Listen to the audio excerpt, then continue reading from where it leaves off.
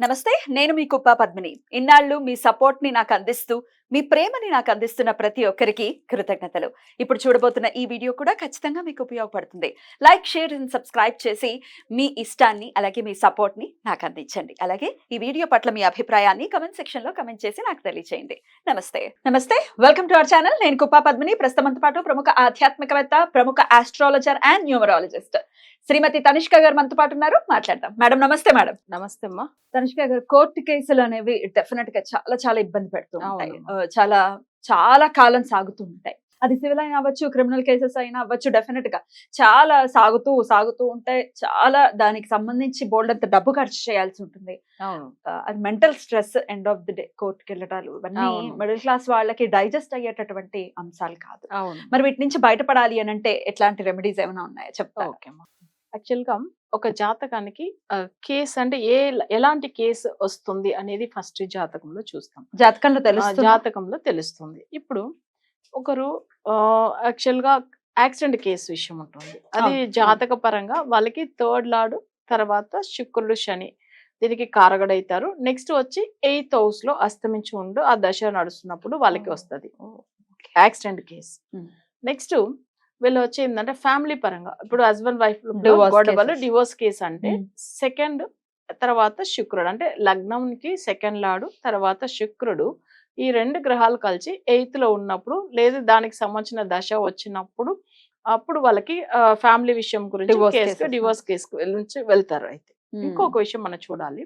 అంటే ఇప్పుడు డివోర్స్ కేసులోనే చాలా ఫ్యామిలీ పరంగా పెద్ద ఇష్యూస్ జరిగి అసలు 10 years మ్యారేజ్ అయ్యి మంచిగా ఉండి పిల్లలంతా పుట్టిన తర్వాత డివోర్స్ కేసులు జరిగేది చూస్తున్నాము. కొన్ని రోజుల్లోనే కూడా అసలు వాళ్ళు విడిపోవడం అలాంటి విషయాలు కూడా మనం చూస్తున్నాం. జాతక చక్ర పరంగా కొన్ని వింటాయి. అంటే దశ చేంజ్ అయినప్పుడు లేదు వాళ్ళకి పెళ్లి అయిన కొత్తలోనే ఒక 3 months లో కూడా డివోర్స్ వరకు వెళ్ళిపోయిన వాళ్ళు చాలా మంది ఉన్నారు. సో ఇవి కాకుండా కొంతమంది చూడండి అంటే అప్పుల వల్ల కేసు విషయం అంటే ఇప్పుడు చెక్ బౌన్సెస్ కేసెస్ ఓకేనా. సో అప్పుడు ఎట్లా అవుతుంది అది అంటే చక్రానికి వాళ్ళకి రుణకారకుడు అనే కుజుడు బాగలేకపోతే సో అవి కాకుండా 6th లార్డు అంటే 6th అంటే రుణ స్థానం అంటే అప్పుల గురించి ఉన్న స్థానము. ఈ 2 గ్రహాలు అవి కూడా 8th లార్డ్ తో సంబంధించింది ఉన్నప్పుడు, శని గ్రహంతో సంబంధించి ఉన్నప్పుడు వాళ్ళకి ఆ దశ బాగాలేనప్పుడు అప్పుడు ఆ కేసు విషయం కోర్టులో ఉంటాయి.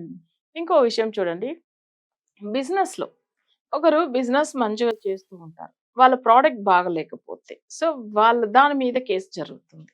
సో అట్లాంటిది ఏంటంటే వాళ్ళకి లగ్నానికి 10th లార్డ్, తర్వాత సూర్యుడు, నెక్స్ట్ వచ్చి జాతక పరంగా 8th లార్డ్ తో సంబంధించి ఉన్నప్పుడు సో అప్పుడు వాళ్ళకి జరుగుతుంది. ఇప్పుడు కోర్టు కేసు అనేటప్పుడు చాలా మంది ప్రాపర్టీ విషయం మీకు తెలిసే ఉంటది. ఎక్కువ వాళ్ళకి వచ్చి తోడు పుట్టిన వాళ్ళతో కానీ వాళ్ళ కజిన్స్ తో కానీ ఈ ప్రాపర్టీ ఇష్యూస్ ఎక్కువ జరుగుతుంది మనం చూసి ఉంటాం. సో అది ఏమైతుంది, కేసు నడుస్తూ ఉంటుంది, వాళ్ళకి ప్రాపర్టీ వెళ్ళదు, వీళ్ళకి రాదు. అలానే కేసు విషయంలో డబ్బులు ఖర్చు పెడుతూ ఉండే వాళ్ళు చూసాం. సో ఈ విషయం గురించి కూడా లగ్నానికి 4th లార్డ్ అంటే 5th లార్డ్, ఎందుకంటే 4th తన సుయ ఆస్తి, 5th అంటే పూర్వీక ఆస్తులు. సో దీని విషయంలో వాళ్ళకి జాతక రీతిగా జరుగుతుంది. ఇవన్నీ ఇంత ప్రాపర్ గా జాతకం చెక్ చేస్తే వాళ్ళకి కేసు ఏంటి అనేది కూడా తెలుస్తుంది. ఏదో కోర్టు కేసు అని ఏదో వేగ్ గా చెప్పటం కాదు. ఇట్లా కొన్ని ఇంకొకటి చూడండి, అనవసరంగా ఒక అమ్మాయి వల్ల కేసు జరిగేది ఉంటది. అంటే అమ్మాయిది అసలు ఏదో చిన్న విషయంలో ఒక అంటే లేడీస్ విషయంలో వాళ్ళు ఏదో మాట్లాడి ఉంటారు, ఏదో ఒక రకంగా దాని వల్ల కూడా కేసులు జరుగుతాయి, అవి కూడా కనిపెట్టవచ్చు. సో ఇప్పుడు మనం ఇవన్నీ ఎంత జాతకంలో ఎన్నో సమస్యల్ని ఈ కేసు విషయంలో చాలా మంది సఫర్ అయ్యే వాళ్ళు చూసాం. ఆ కేసు చూడండి ఎన్నో సంవత్సరాల కొద్దీ నడుస్తూనే ఉంటుంది. అసలు ప్రాపర్టీ లిటిగేషన్ కేసు కూడా ఉంటుంది. ఇప్పుడు తోడు పుట్టిన వాళ్ళతో సమస్య కాకపోయినా వేరే ఒకరు ప్రాపర్టీ ఆక్యుపై చేసుకుని దాని వల్ల సమస్యలు ఎక్కువ అవుతుంది. ఓకే, ఇట్లా నేను ఎక్కువ చాలా మందిది జాతకాలు చూసినది, ఇలాంటి ఎక్కువ కేసులు కూడా నేను చూసి ఉన్నాను. సో ఇవన్నీ మనం ఎందుకు చెప్తున్నామంటే ఇందులో ఒకరికి టైం బాగాలేనప్పుడు అనవసరమైన కోర్టు కేసుని నడవాల్సిన అవసరం ఉంటుంది. వాళ్ళ టైం ఆ దశ రీతిగా వాళ్ళకి ఇవన్నీ దానికి సొల్యూషన్ ఉంటుంది అంటే ఉంటుంది.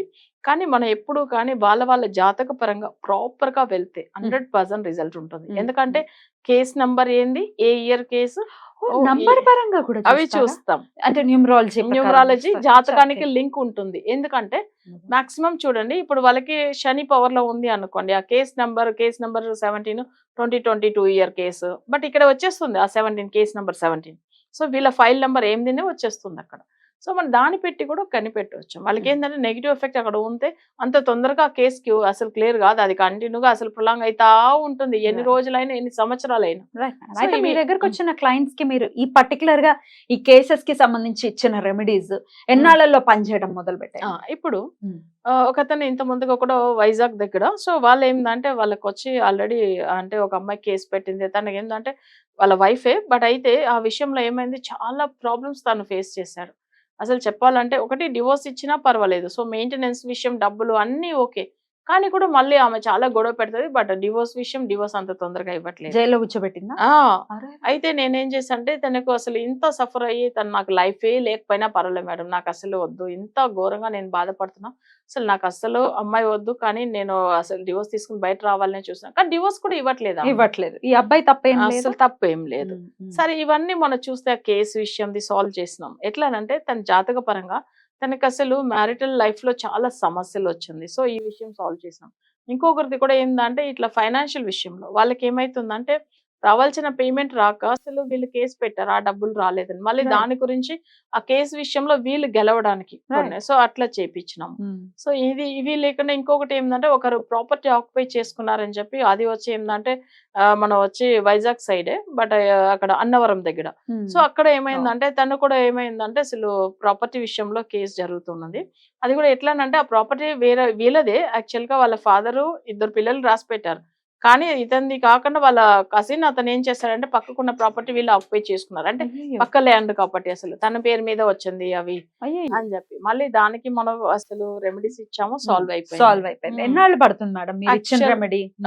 ఇది వచ్చి ఏంటంటే మనం వచ్చి ఈ ప్రాపర్ గా మనం వచ్చి చేపించే పూజలు ఒక మండలం ఉంటుంది, అంటే 48 అదిదా ఒక మండలం అంటే 41 కాదు. అందరూ ఏమనుకుంటారంటే 41 అనుకుంటారు, యాక్చువల్ గా 48. అంటే ఒక టెంపుల్ కూడా చూడండి, ఆయనకు పవర్ రావాలి అంటే కుంభం కలశం పెడతాం కదా, అవన్నీ పూజలు చేసేది ఒక మండల అభిషేకం అంటారు. అది దేనికి సంబంధించింది 48 రోజులదా. సో 48 దా ఫుల్ఫిల్ అవుతుంది ఒక మండలం, అది చేపిస్తాం. ఆ ఒక మండల పూజ మన కామన్ గా ఎక్కడ చేస్తామంటే కొల్లిమలలో చేపిస్తాము. సో అది వాళ్ళకి కొన్ని అంటే వాళ్ళకి ఆ పూజలు సంబంధించిన కొన్ని మెటీరియల్ వస్తుంది, అది వాళ్ళు ఫాలో అవుతున్నాడు అంటే తప్పకుండా వాళ్ళకి ఫేవర్ గానే అవుతుంది. ఎందుకంటే మనకి వాళ్ళు ఇవ్వాల్సిన డీటెయిల్స్ ఎవరి మీద కేసు పెట్టారు, సో అవి కాకుండా వాళ్ళ కేసు నంబరు, వీళ్ళ full date of birth details, అవి కాకుండా వీళ్ళ లాయర్ నేము, వాళ్ళ ఆపోజిట్ లాయర్ నేము. ఇంత ముందుగా ఒక చిట్స్ బిజినెస్ చేసిన వాళ్ళది చాలా పెద్ద లెవెల్లో ఎన్నో కోట్లు బాబాయ్. సో దాన్ని కూడా మనం సరి చేసాం. ఇది ఎన్ని సంవత్సరాలుగా అసలు వాళ్ళ ఆపోజిట్ లాయర్ చాలా ఫెమిలియర్, కానీ మన ఇచ్చిన రెమెడీ వల్ల తను ఓడిపోయాడు అసలు. వీళ్ళకి ఎన్నో కోట్ల డబ్బులు మళ్ళీ రిటర్న్ వచ్చింది. అది వాళ్ళు మర్చిపోలేదు లైఫ్ లో. ఎందుకంటే అసలు అతను అంత టాలెంటెడ్, అసలు చెప్పాలంటే తను అన్ని విషయంగా తను ఎన్నో విషయాలు ఇరికిచ్చారు, కానీ కూడా వీళ్ళే గెలిచారు, మన క్లయింట్. బ్యూటిఫుల్. అయితే న్యాయం కూడా వీళ్ళ పక్కనే ఉందా? ఉంది, డెఫినెట్ ఉంది. ఇప్పుడు కానీ ఏదో మనకు అన్యాయంగా చేద్దామంటే కుదరదు, మీరు ఇచ్చిన రెమెడీస్ కూడా పనిచేయవు, అన్యాయం మన వైపు ఉంటే గనక. అంతే కదా, నిజం. ధర్మబద్ధమైనటువంటి కేసులు గెలవాలి అనుకుంటేనే మీ రెమెడీస్ పని. అవును. ఇంకా మనం అందులో కూడా మాట్లాడతాం, ఇది వీళ్ళది ఏం సమస్య ఉంది, ఎందుకు వచ్చింది, ఇది ఏ ఊరు ల్యాండ్, అలా మాట్లాడేటప్పుడే మనకు అర్థమైపోతుంది వీళ్ళు అబద్ధం చెప్తున్నారా నిజం చెప్తున్నారా.